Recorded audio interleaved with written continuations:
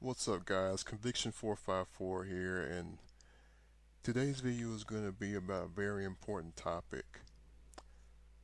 Should you pursue a college degree in IT, or should you just go with certs and rely on certs and experience to get you to eventually land a job, or just get your foot in the door?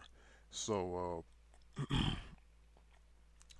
first, I want to start off by talking a little bit about myself. I'm actually in college right now, pursuing a bachelor's of science in information technology with a concentration on cybersecurity. Uh, I'm I only have one cert, but the cert isn't even really worth bringing up, to be honest. I am pursuing the A plus and the security plus, and I was pursuing the network plus for a while. Speaking of which, if you're looking to learn, if you're looking for a good teacher for the Network Plus, I recommend you go to this website here. It's called NextGenT, and there's a guy named Jacob Hess. Jacob Hess teaches all kinds of programs related to networking. As you can see, I'm actually a part of two of his classes. His CompTIA Network Plus class, as well as his Cisco CCENT, which I may or may not take one day. I'm not entirely sure if I'm going to complete it, because I do have some mixed feelings on certs. Uh, you can also purchase practice labs, join masterminds, find mentors, look through the list of courses here. They have a network engineering plan that I heard is pretty good. They have a course on how to land your dream IT job, and they have a handful of courses that I would most certainly recommend.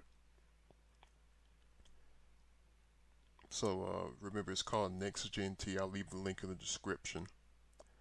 Uh, I believe they also have boot camps or a boot camp. So that's definitely something to look into. Okay, so a lot of things that people really talk about and discuss when trying to choose between pursuing only certs and pursuing an IT degree is pricing. With certifications like the A plus, you're looking at prices within the generally the $200 to $300 range for a voucher. As you can see here, for the voucher alone, it'll be 226. I heard you should never finance your certs with a firm. So then you have the basic bundle, which is 350. The exam prep, uh, which comes with the voucher, a retake, an ebook, and CertMaster. CertMaster is actually pretty good. I had a 60-day free trial on it, and they give you a ton of practice questions that definitely help you. And it gives you practice for critically thinking for the concepts necessary in order to get the certification. And then there's the e-learning bundle, which gives you a voucher, the retake, and the CertMaster Learn. I don't think I've ever used CertMaster Learn. I've only used CertMaster Practice before. Anyways, this can give you an idea of what the base pricing is, because remember, for I think pretty much all certifications, you have the price and then you have to keep paying for the certification as the years go on. Sometimes you may even have to retake the test later on. Like, the thing about a degree is it doesn't expire. Once you have that degree, it's yours for life. You don't have to pay for the degree. You're paying for the education, the loans that you took out in order to get it, if that makes sense. Let's take a look at the Security Plus. The Security Plus is obviously even more than the CompTIA A Plus. Just the 350 for the voucher, 500 for the basic bundle, 650 for the exam prep, and 900 for the e-learning module. The good thing is if you fail the exam, you get a retake voucher. But if you don't, you have to pay for this again. Um, but obviously, just to take the test, you wouldn't pay another $900. You'd probably pay this $350. But that's a lot of money. Uh, but at the same time, understand that if you're going to college and pulling out a lot of loans, you have a hell of a lot more money by default as it is that you're taking out just to get an education. So it's I mean it all depends on your situation. If you, I'd say if you get a scholarship to go to college, you should very obviously go. I didn't have a scholarship. I didn't get on the Hope Scholarship until I hit junior year, and that's when they finally started paying for some of my tuition.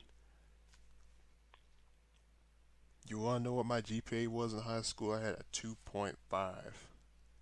2.5. I was undisciplined. I didn't do my work. Just being a knucklehead. That's all I was doing in high school, to be honest. I'm so glad I changed tremendously in college. I'm so grateful to Middle Georgia State University for accepting me as a student.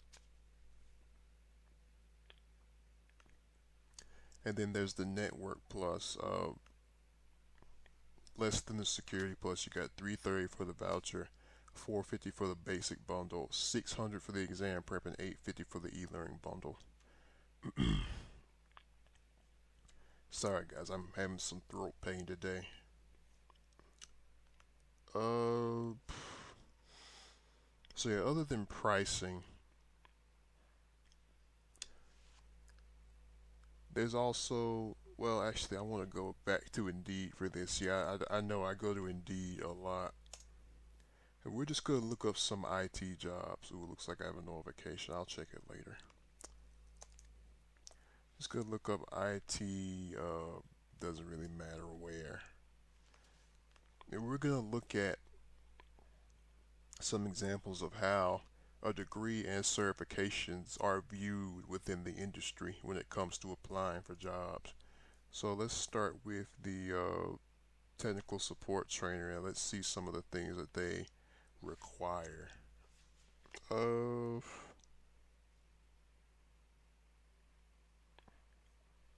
okay, they talk nothing about a degree on here or certs at that, from what I can tell. Yeah, it's just a technical support trainer job. All right, help desk technician junior. Let's see if they mention certs on here, which they just might. Uh, they don't mention certs on here either. That's a shock. They also don't mention the degree, probably because it's a junior role. Typically on junior roles, oh, actually, it does talk about may require an associate's degree or associated certifications. I'm sorry, I skipped through it at the beginning. Generally, when they say may require, if you don't have a degree or these certs, chances are you're most certainly not getting the job. Because I guarantee you that there's somebody who applied that has one or both. But like I said in my previous video, if you feel like you can do the job, just apply. And you just might land an interview. I had to learn that the hard way pretty much because I used to just not apply for jobs at all. And then obviously that would mean I would never know if I could actually get the job. Then once I just started saying screw it, apply, from June to July, like I said in the previous video, I got 10 job offers. 10 in IT and technical support. I accepted 4 of them and I dropped 2 of them. I'm pretty sure if I were to go back and say to one of those job offers I got, like, 2, we want the job, some of them will probably be like, great. They don't care about late responses a lot of times. They want you to work for them. They'll wait. Trust me. Maybe not too long, but they'll wait. Anyways, man. Okay, so let's see here. Junior level technology support associate. Uh, Deal with printers, mobile devices, may require some travel, customer service, blah blah blah. High school diploma or equivalent, of course.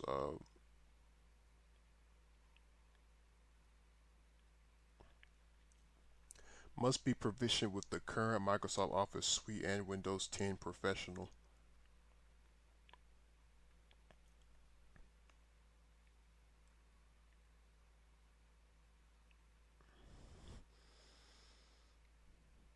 Okay, so they don't mention a degree on here. It's a junior role.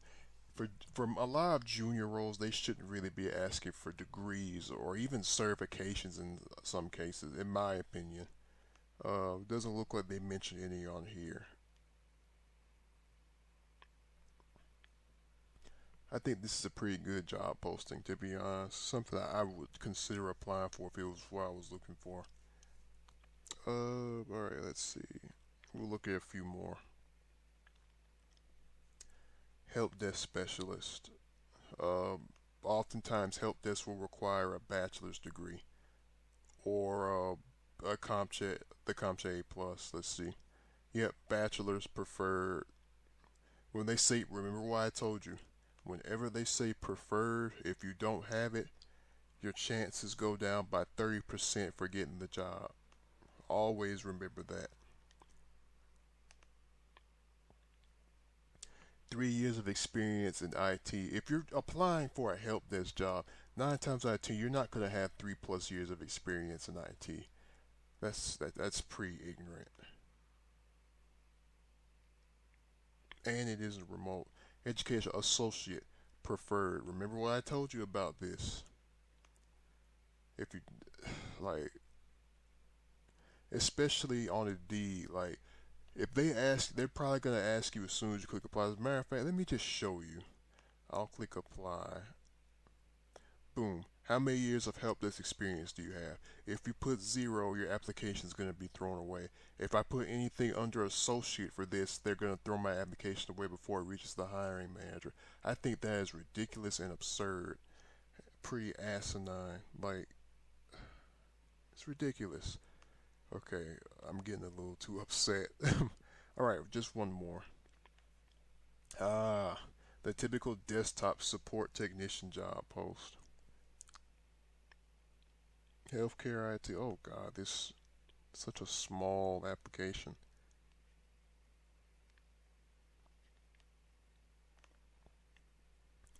Let's see what they ask for.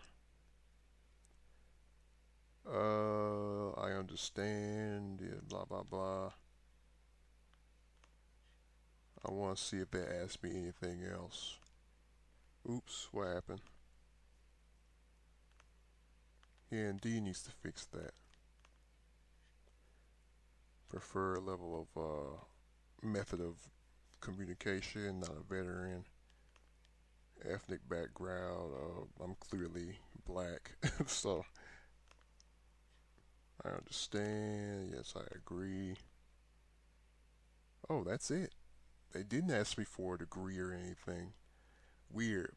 They'll probably ask you once you apply and if you get an interview. They might also ask you to take some assessments too, which I'm tired of Indeed assessments.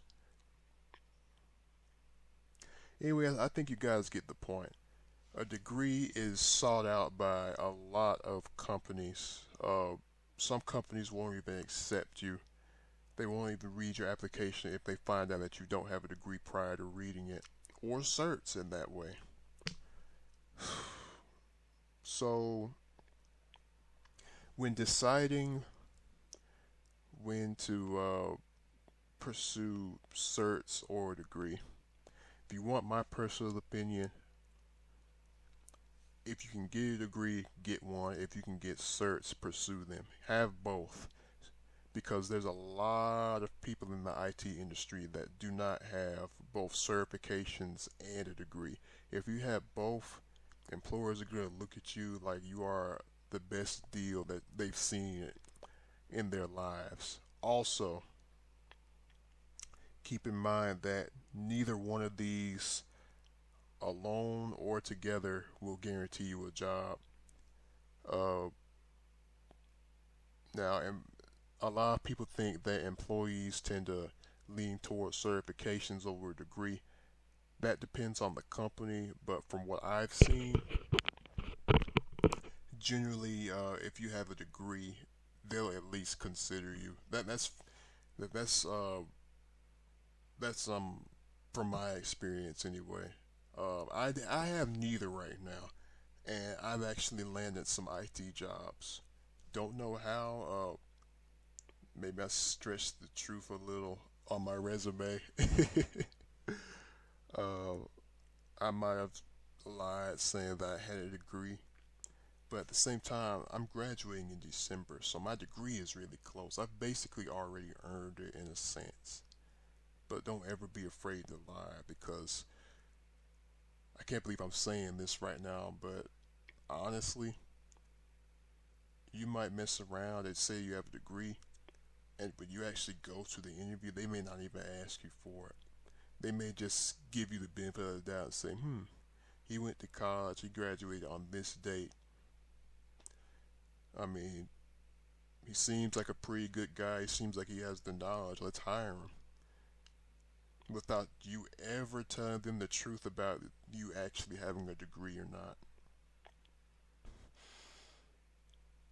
So, that's all some stuff to consider. I think that's pretty much it for this video, guys. So I talked about pricing and how it's looked at in the market. Um, I definitely say A plus, security plus, network plus are the three most common that you'll see required. I haven't come past one job post that asks for CCENT, CCNA, or anything along the lines of that, which is weird.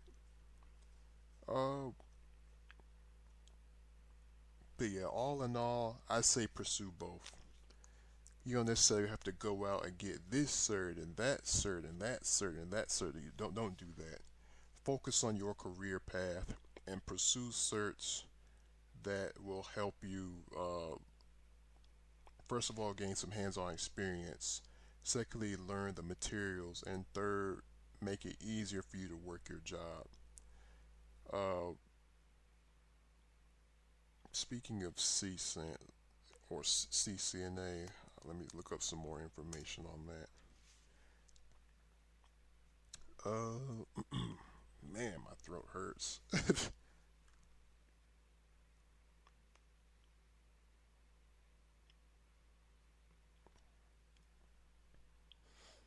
Oh, the CCNA retired?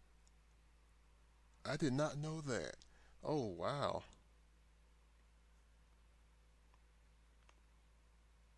I did not know that. I learn something new every day, man.